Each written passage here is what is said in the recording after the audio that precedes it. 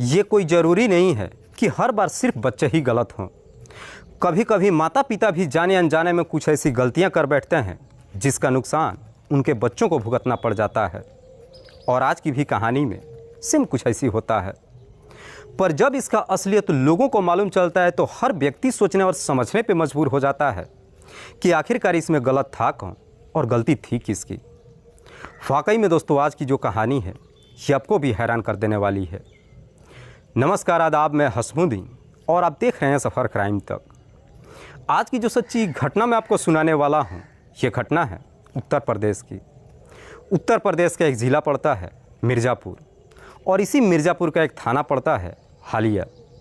हालिया थाने के अंतर्गत एक गांव आता है भटवारी कला और इसी भटवारी कला गांव का रहने वाला सुरेंद्र सिंह। सुरेंद्र जिसकी उम्र है लगभग 45 साल के आसपास।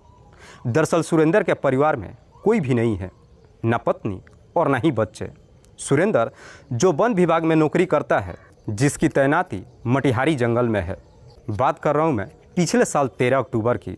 हर रोज़ की तरह सुरेंद्र जंगल में अपनी नौकरी करने के लिए तो जाता है, पर देर शाम तक जब अपने घर पे वापस नहीं आता है तो आखिरकार सुरेंद्र का भतीजा संजय सिंह अपने चाचा के नंबर पे फ़ोन करता है। पर अब सुरेंद्र का नंबर स्विच ऑफ बताने लगता है।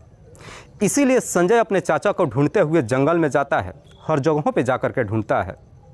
जब सुरेंद्र का कहीं कुछ पता नहीं चलता है, संजय अपने तमाम रिश्तेदारों में भी पूछताछ करता है और देखते ही देखते पूरी रात गुजर जाती है।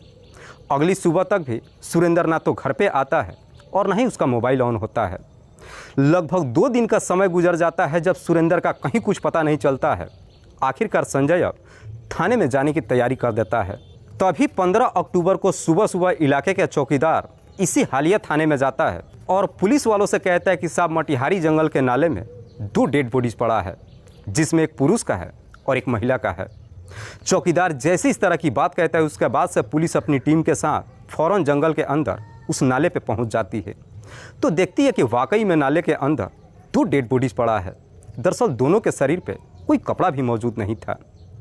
पुलिस जब दोनों डेड बॉडी को बाहर निकालती है और डेड बॉडी को जब चेक करती है तो मालूम चलता है कि दोनों के गले पे किसी तेजधार हथियार को चला दिया गया है। दरअसल दोनों के चेहरे को भी बुरी तरीके से जला दिया गया था, जिससे उनकी पहचान भी नहीं हो पा रही थी। इधर इस बात की जानकारी जब मटिहारी गांव के लोगों को मालूम चलता है, धीरे धीरे लोग जंगल में इकट्ठा हो जाते हैं। पुलिस जब वहां पे मौजूद लोगों से उन दोनों डेड बॉडीज़ के बारे में पूछताछ करती है तो कोई भी व्यक्ति डेड बॉडी का शिनाख्त भी नहीं कर पाता है।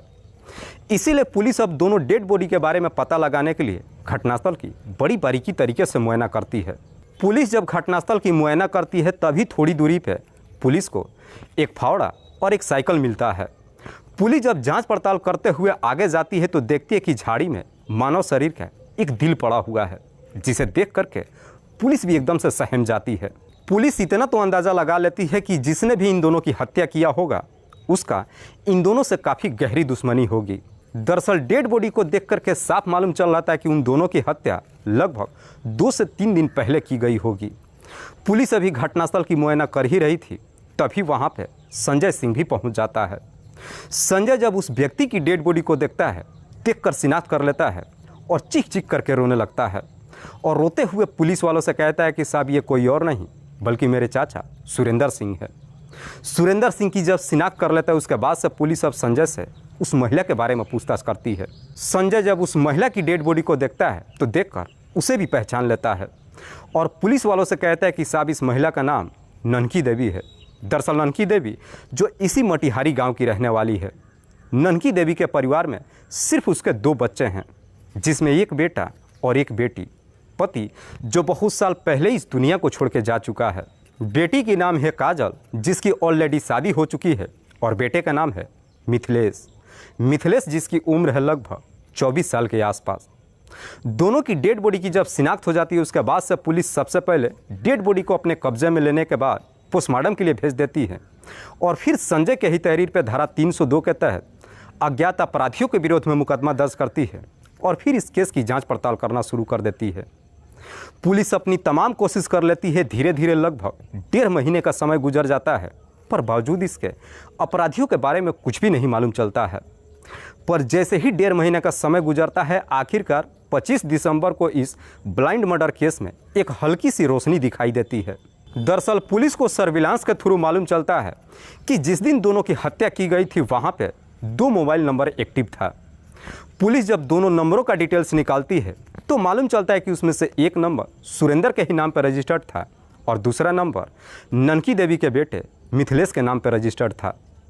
पुलिस जब मिथिलेश के मोबाइल नंबर का कॉल डिटेल्स निकालती है तो मालूम चलता है कि घटना से कुछ दिन पहले तक मिथिलेश ने एक ही नंबर पर कई बार बातचीत किया था।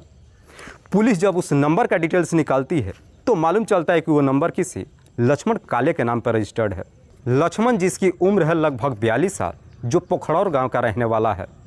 दरअसल ये लक्ष्मण कोई और नहीं बल्कि ननकी देवी के बेटी काजल का ही ससुर है। पुलिस को जैसी इस तरह की डिटेल्स मिल जाती है 25 दिसंबर को ही पुलिस सबसे पहले मिथिलेश के घर पे जाती है। पर पुलिस जब मिथिलेश के घर पे जाती है तो मालूम चलता है कि मिथिलेश अपना घर छोड़ करके फरार हो चुका है। उसके बाद से पुलिस पखड़ौर गांव लक्ष्मण के घर पे पहुंच जाती है और लक्ष्मण को गिरफ्तार करके थाने में लेकर आ जाती है। पुलिस जब लक्ष्मण को लेकर के थाने में पहुंचती है और लक्ष्मण जब अपने सामने पुलिस वालों को देखता है तो देख करके थरथर कांपने लगता है।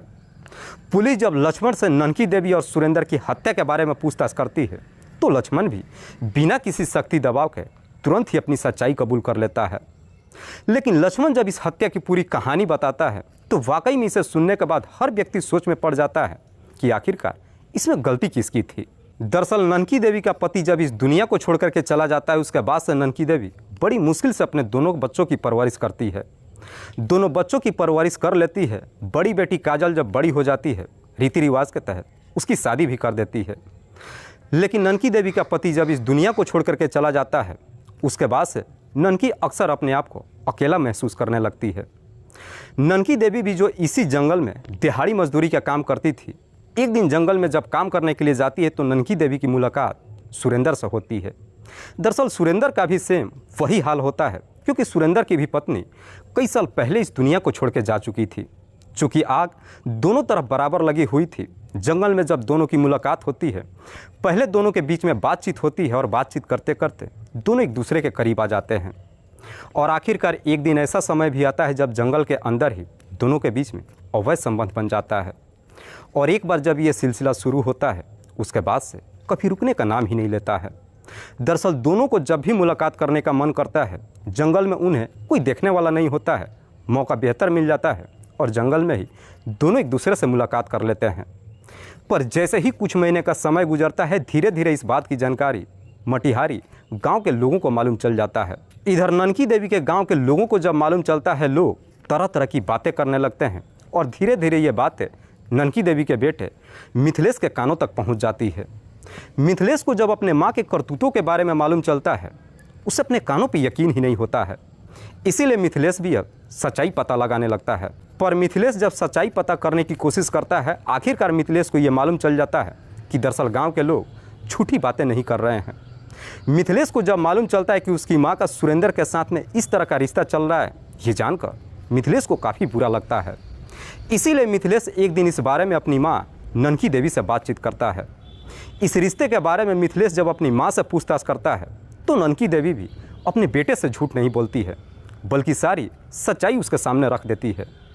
मिथिलेश अपनी मां को काफ़ी समझाने की कोशिश करता है कि इस तरह के रास्ते पे चलना बंद कर दो क्योंकि गांव में हमारी काफ़ी बेइज्जती हो रही है। लेकिन ननकी देवी अपने बेटे के बात मानने के लिए तैयार ही नहीं होती है। मिथिलेश जब अपनी तमाम कोशिश कर लेता है, जब उसकी मां बात मानने के लिए तैयार नहीं होती है, आखिरकार मिथिलेश अब अपनी इज्जत बचाने के लिए अपनी मां के साथ साथ सुरेंद्र को भी हमेशा के लिए इस दुनिया से हटाने का तय कर देता है। हालांकि मिथिलेश दोनों को इस दुनिया से हटाने का तय तो कर देता है लेकिन यह काम उसके अकेले बस का नहीं था।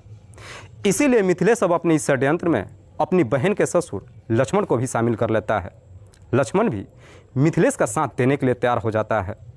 उसके बाद से दोनों मिल करके ननकी देवी और सुरेंद्र को इस दुनिया से हटाने के लिए एक प्लान बनाते हैं और इसी प्लान के तहत 13 अक्टूबर को मिथिलेश कुछ नमकीन और शराब की बोतलें खरीद करके लक्ष्मण के साथ जंगल में जाता है और फिर अपनी मां और सुरेंद्र के साथ बैठ करके शराब पीने लगते हैं। दरअसल मिथिलेश की मां भी जो शराब पीने की आदी होती है। चारों जब एक साथ बैठ करके शराब पीते हैं तो मिथिलेश और लक्ष्मण अपने षड्यंत्र के तहत सबसे ज़्यादा मात्रा में ननकी देवी और सुरेंद्र को शराब पिलाते हैं। जब शराब खत्म हो जाती है, इधर सुरेंद्र भी नशे में चूर हो जाता है। उसके बाद से सुरेंद्र जंगल में एक बरगद के पेड़ के नीचे जा कर के सो जाता है। पर जैसे ही वो नशे में चूर होता है, इधर मिथिलेश को जैसे ही मौका मिल जाता है, बगल से फावड़ा उठा करके ले जाता है और सोते वक्त ही सुरेंद्र के गले पे काफ़ी जोर से वार कर देता है, जिसकी वजह से सुरेंद्र की चीख भी नहीं निकल पाती है। पर ननकी देवी जैसी इस तरह की नज़ारा देखती है, इस प्रकार से डर जाती है कि अब वो अपनी जान बचाकर वहाँ से भागने लगती है। पर इससे पहले कि वो वहाँ से भाग पाती, सुरेंद्र और लक्ष्मण दोनों जाकर के ननकी को भी पकड़ लेते हैं और उसी फावड़े से ननकी देवी के भी गले पे चला देते हैं, जिसकी वजह से ननकी देवी की भी घटनास्थल पे ही मौत हो जाती है। दरअसल मिथिलेश सुरेंद्र से इतना काफ़ी नफरत कर चुका था कि जब उसकी मौत हो जाती है, उसी फावड़े से सुरेंद्र के सीने पे भी वार करता है और उसके शरीर के अंदर से दिल को निकाल कर अपने हाथ में ले लेता है।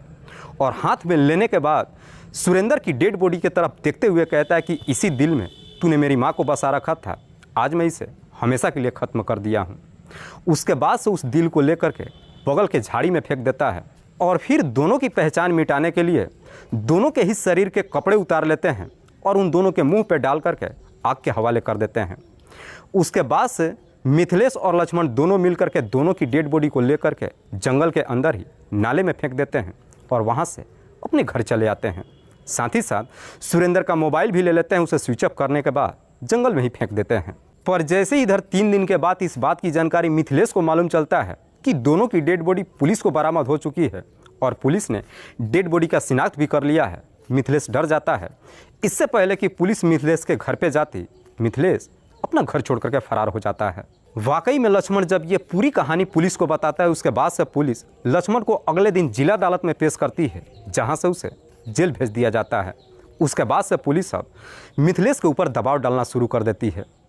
मिथिलेश कैसे भी अपने आप को बचते बचाते आखिरकार एक दिन कोर्ट में जाकर सरेंडर कर देता है, जहां से मिथिलेश को भी जेल भेज दिया जाता है। दोस्तों, इस पूरी घटना के बारे में आप क्या सोचते हैं? आप अपनी राय हमें कमेंट बॉक्स में ज़रूर दीजिएगा।